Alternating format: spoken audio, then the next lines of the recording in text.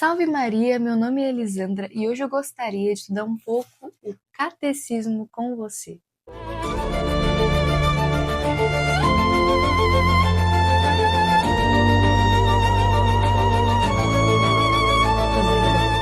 Na última aula a gente estudou um pouco as etapas da revelação e hoje a gente vai estudar a parte 3 desse capítulo, que é Jesus Cristo, mediador e plenitude de toda a revelação.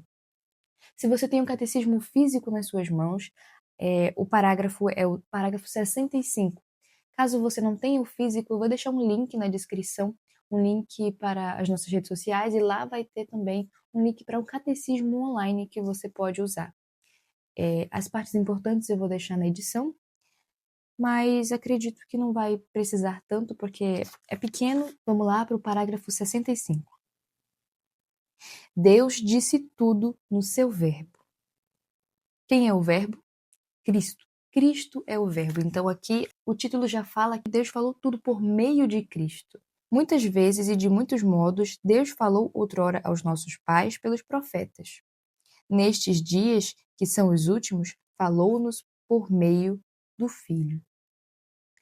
Quando a gente abre a Bíblia no Antigo Testamento, a gente vai ver que Deus ele fala pelos profetas. Os profetas, a função dos profetas, na verdade, é anunciar, ser a boca de Deus, o oráculo de Deus, como a gente falou no vídeo anterior. Deus, pela sua economia divina, escolheu no Antigo Testamento trazer os profetas para falar, para ser a boca dele. É por ali que ele avisava que tal cidade precisava se converter. É pela boca dos profetas que ele falava que tal destruição ia vir se essa cidade não se convertesse. Foi pelos profetas que Deus anunciou as profecias que se cumpriram, que Deus anunciou o próprio Cristo e as profecias que vão se cumprir no final dos tempos. Deus usou sempre dos profetas. Porém, quando chegou o tempo pleno, o tempo da revelação em si, né, que é Cristo, o tempo de Cristo chegar, na verdade, eu esqueci, quase não ia falando, João Batista é um profeta. Ele viveu na época de Cristo, sim, mas João Batista foi o antecessor, né, o percussor do Cristo. Ele é um profeta. Foi por ele que Deus decidiu ser o último profeta, assim, daquele velho tempo, né, para anunciar que as pessoas se convertessem para o Cristo chegar. Então, essa é a função dos profetas, serem a boca de Deus, serem aquela pessoa que Deus dá autorização para advertir, para falar e em nome dele ensinar as leis dele, né? Moisés também era um grande profeta. Bom, continua. Vou só repetir aqui esse finalzinho. Nestes dias que são os últimos, falou-nos por meio do Filho, que é Cristo. Cristo, o Filho de Deus, feito homem, é a palavra única, perfeita e insuperável do Pai. Nele o Pai disse tudo e não há outra palavra senão esta. Nessa pequena parte desse parágrafo, o Catecismo está explicando para a gente que Cristo ele é a revelação única. Não existe outra revelação senão Cristo. Não existe outra. É por isso que a gente não aceita religiões que tendem a dizer que está acrescentando algo à revelação de Cristo. Cristo ele veio nos trazer o Evangelho. O que Cristo veio nos trazer? Tudo que é necessário para a salvação. Tudo que é necessário para a nossa salvação, Deus ele falou em Cristo. Ele é a revelação plena. A revelação não é uma escritura, não é uma só palavra, é uma pessoa. A pessoa de Cristo é a revelação que Deus queria nos trazer. Porque nele Deus falou tudo. O Filho, que é o verbo do Pai, que é a boca do Pai, que é as palavras do Pai. Ele trouxe tudo. Tanto a salvação, como as coisas que precisaríamos para usufruir dessa salvação. Né? Porque Jesus ele trouxe a salvação. Mas a gente pode muito bem não escolher se salvar, simplesmente não seguindo ele. No evangelho de hoje, aliás, que é João 14, se eu não me engano. Eu tô gravando esse vídeo, né, no dia 3/5. Jesus ele vai falar, eu sou o caminho, a verdade e a vida. Quem vê o Pai, quer dizer, quem vê a mim, vê o Pai. E Filipe chega, né, o discípulo, e fala, mas mostra-nos o Pai, isso nos basta. Jesus fala para Filipe, você já não me conhece há muito tempo? Quem vê a mim, vê ao Pai. Você não acredita nisso? Jesus fala assim para Filipe. Então, esse evangelho fala sobre que Cristo é a revelação. não só mostra, né, a Trindade, mas também que Deus enviou o seu Filho unigênito, o seu único Filho, para nos falar o seu plano de revelação. Não, ele é a palavra única, perfeita e insuperável. Única, perfeita e insuperável. São esses os adjetivos que o catecismo fala. Única, perfeita e insuperável. Única por quê? Porque não há outra senão ele. Perfeita por quê? Porque é o próprio Deus falando. O Filho de Deus, o Deus feito carne que está falando. Quem tem mais propriedade para falar perfeitamente das leis de Deus senão o próprio Deus? E insuperável, insuperável porque ninguém pode acrescentar nada mais do que ele falou.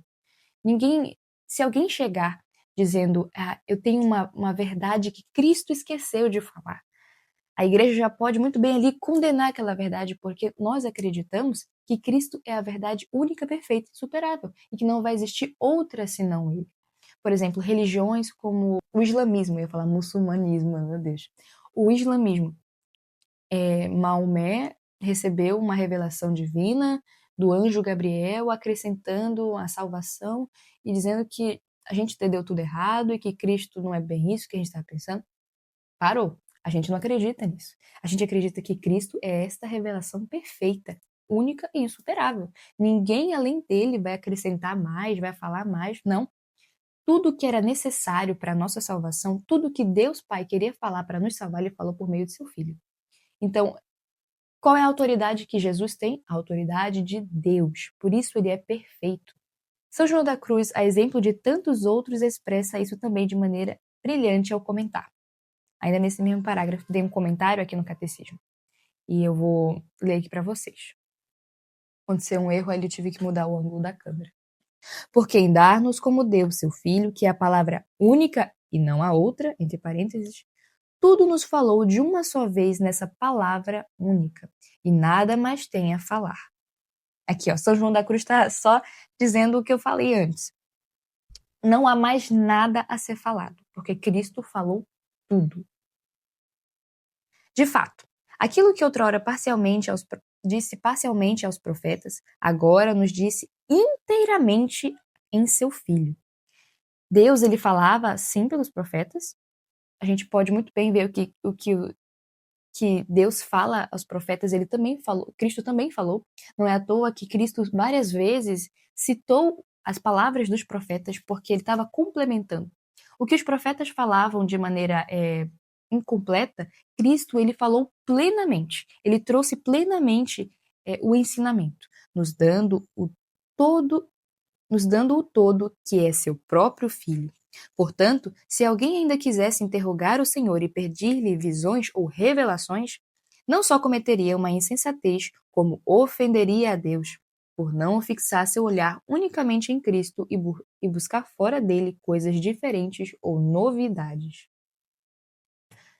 Não há coisas novas, basicamente, mas aqui a gente vai falar um pouco porque existem as revelações privadas, né, na nossa espiritualidade católica.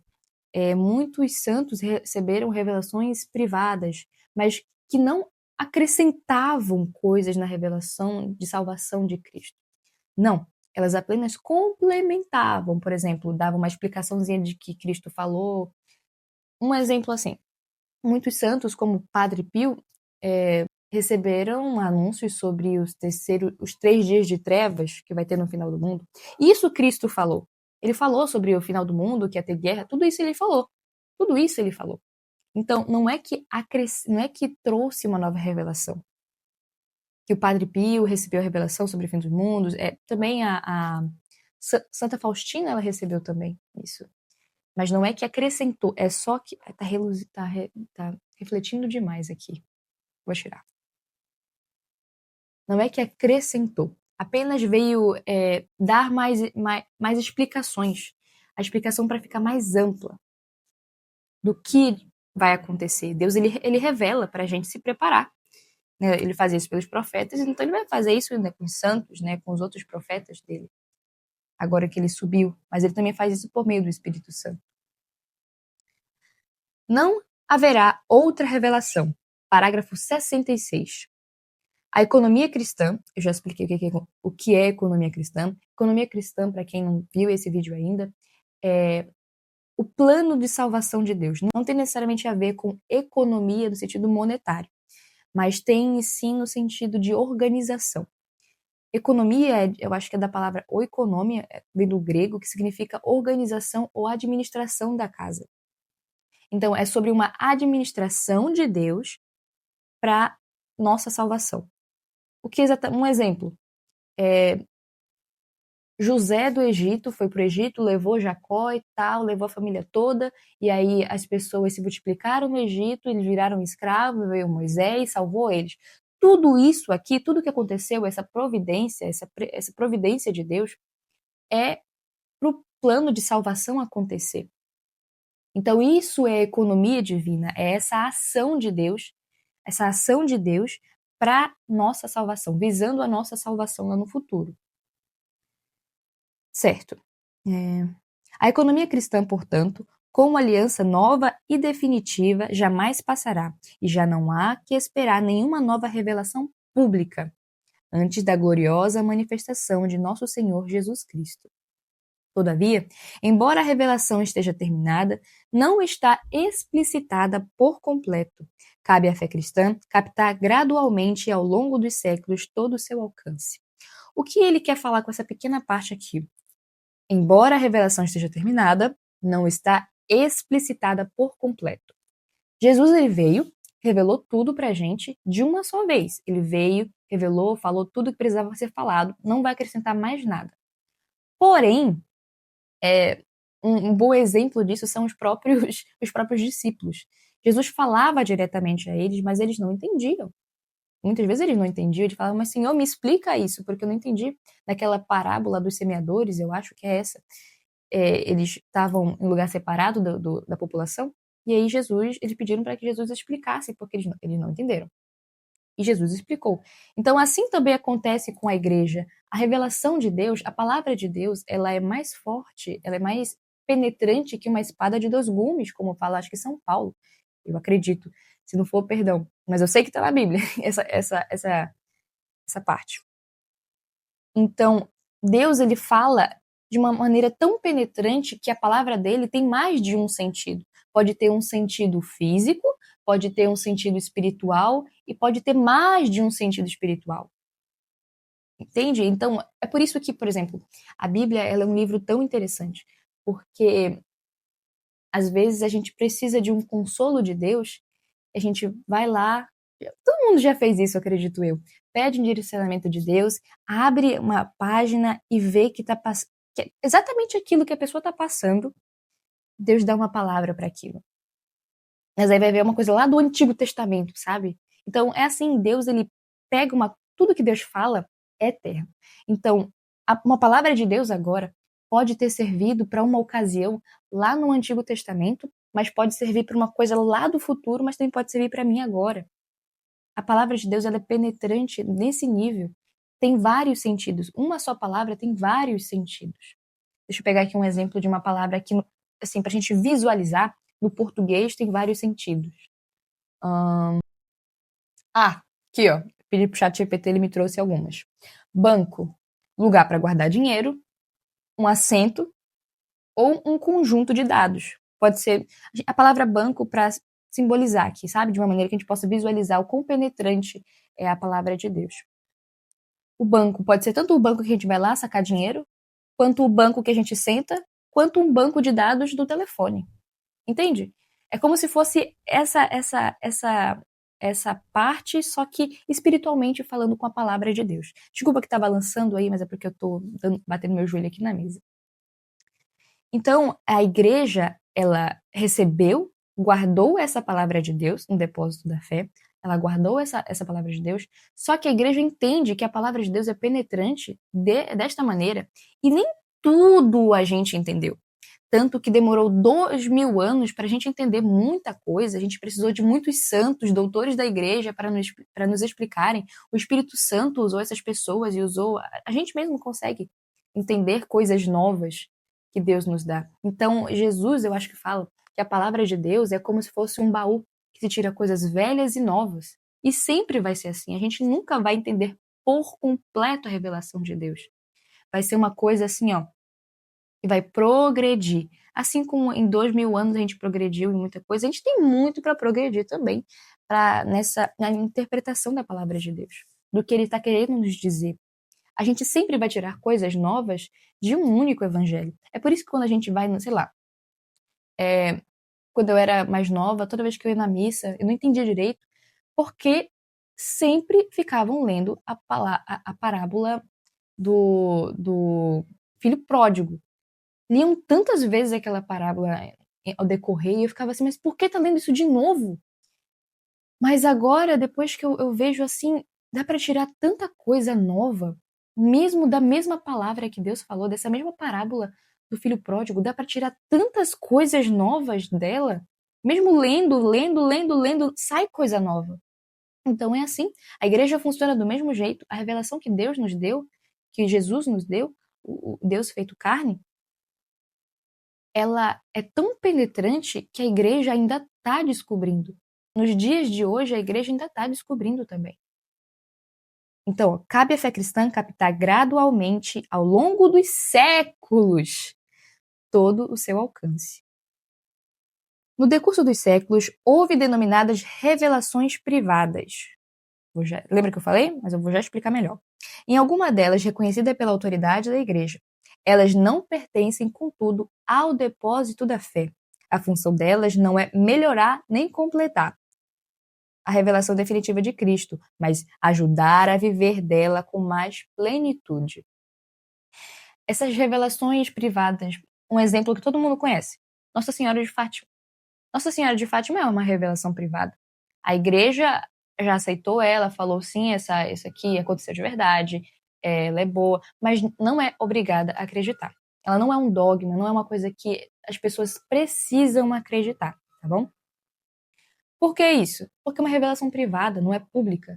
A única coisa que a igreja fala que o fiel deve de fato acreditar é o que Jesus falou. Jesus falou com a autoridade dele.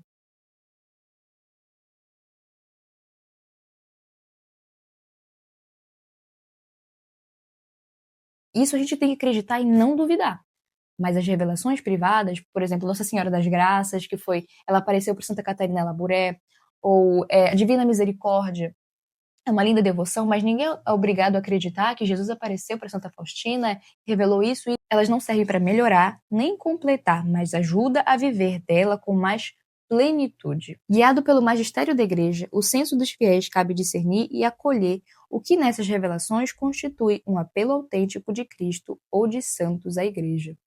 Muitas vezes, quando essas aparições, por exemplo, de Nossa Senhora e Nosso Senhor, eles sempre vêm para revelar a misericórdia de Deus e a conversão. Sempre vem para isso. Se você for parar para perceber, é sempre para isso. Nossa Senhora de Fátima pediu a conversão dos pecadores e pediu que a gente rezasse o rosário. Jesus, aparecendo a Santa Faustina, pediu que se espalhasse essa devoção à divina misericórdia para o nosso próprio bem, porque a divina misericórdia é o ápice para a nossa salvação. Uma coisa que eu ouvi que eu fiquei pensativa, que eu entendi, cara, então é isso. Uma frase que eu ouvi: ninguém se salva por mérito próprio. Nem o maior santo que já existiu se salvou. Se salvou por si mesmo, sabe? Se salvou porque Deus foi misericordioso. Nossa Senhora se salvou porque Deus foi misericordioso. Entendeu? Tudo depende da misericórdia de Deus. Então, essas revelações você não é obrigado a acreditar. Mas há algumas que a igreja falou: sim, isso aqui é verídico. Sim, isso aqui nós averiguamos, está seguro, esse campo é seguro, pode ir. Essa devoção é segura, pode ir. Entendeu? Isso aqui está no parágrafo 67. Ainda no parágrafo 67. A fé cristã não pode aceitar revelações que pretendem ultrapassar ou corrigir a revelação da qual Cristo é a perfeição. Este é o caso de certas religiões não cristãs e também de certas seitas recentes que se fundamentam em tais relações. Como eu falei, a gente não pode aceitar as revelações de Maomé. Por quê? Porque as revelações de Maomé elas vêm para aperfeiçoar e para corrigir a revelação de Cristo. Eles, por exemplo, não acreditam que Cristo é Deus. Eles acreditam que é só um profeta. Elas são incompatíveis com as nossas ideias, com as nossas revelações, com o que Deus nos falou. Então, a gente acaba por aqui. Acabou esse segundo artigo. Eu espero que eu tenha ajudado você a entender melhor, a compreender melhor. Muito obrigado, eu fico por aqui e fica com Deus.